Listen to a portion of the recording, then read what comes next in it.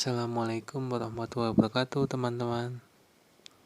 Pada kesempatan kali ini kami kelompok 1 Fi'atul Jannah NIM 2120326, Muwafaqah Azizah 2120217, Rizky Dwi Nugraheni 2120249, dan Muhammad Khairuddin 2120193 akan membahas mengenai sejarah Islam. Pengertian sejarah. Kata sejarah memiliki padanan dengan kata history dalam bahasa Inggris. Kata history berasal dari bahasa Yunani, yakni historia yang berarti inquiry atau penyelidikan, interview atau wawancara, interogasi dari seorang saksi mata, dan juga laporan mengenai hasil-hasil tindakan dari seorang saksi, hakim, dan orang yang tahu. Gambaran ringkas Arab Saudi.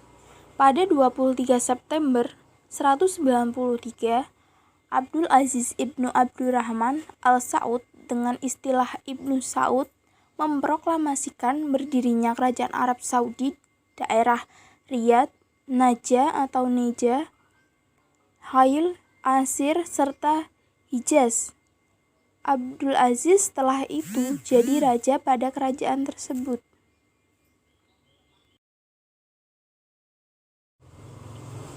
Sejarah perkembangan Islam di Arab Saudi. Syekh Muhammad Ibnu Abdul Al-Wahhab dilahirkan pada tahun 1115 Hijriah atau 1703 Masehi. Ia berkembang serta dibesarkan dalam golongan keluarga terpelajar. Bapak ibunya merupakan seorang tokoh agama di lingkungannya.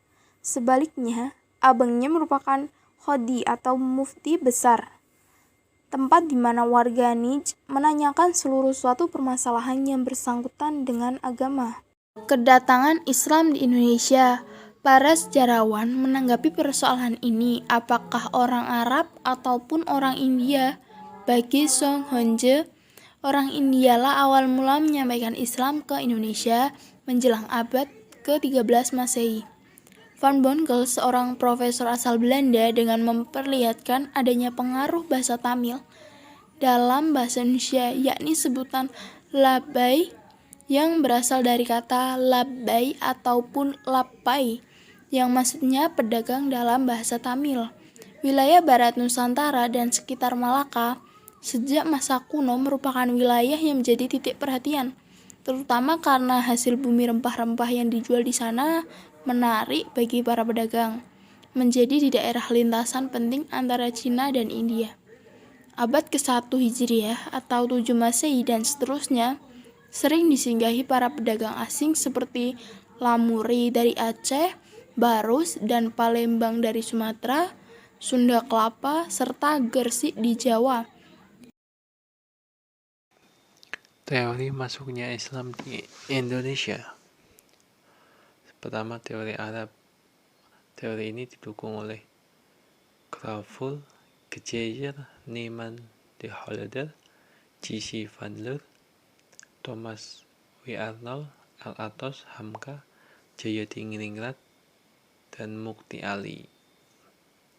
Kemudian teori Gujarat India dikemukakan oleh Bujnapel. Baginya orang-orang Arab yang bermazhab Syafi'i yang bermigrasi ke India, kemudian dia menyebarkan agama ke Nusantara. Terus teori Persia ini dilihat dari masyarakat Indonesia yang menggunakan huruf ta pada marbutoh berhenti di baca ha.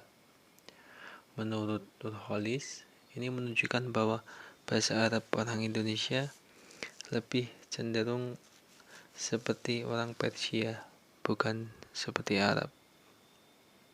Kemudian teori Cina. Melalui jalur perdagangan pada abad 7-8 Masehi, data sejarah mengungkapkan abad ke-7 Guangzhou sudah memiliki masjid, yaitu Masjid Wazenzi. Kemudian teori Turki. Banyak ulama Kuti berperan aktif dalam dakwah Islam di Indonesia. Kitab karangan ulama Kuti menjadikan rujukan beberapa masyarakat Indonesia. Di antara adalah ulama Ibrahim Al-Qarani, yaitu beliau ulama tarekat Syatariyah. Kemudian yang paling kita semua kenal adalah tradisi Barzanji yang sangat sekali populer di Indonesia. Itu juga salah satu bukti teori dari masuknya Islam melalui dari Turki.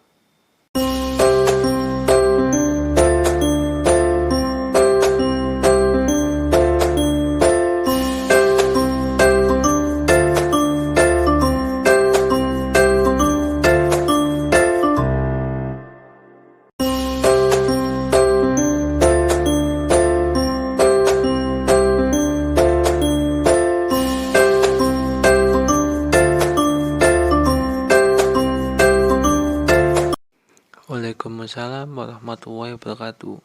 Semoga bermanfaat teman-teman.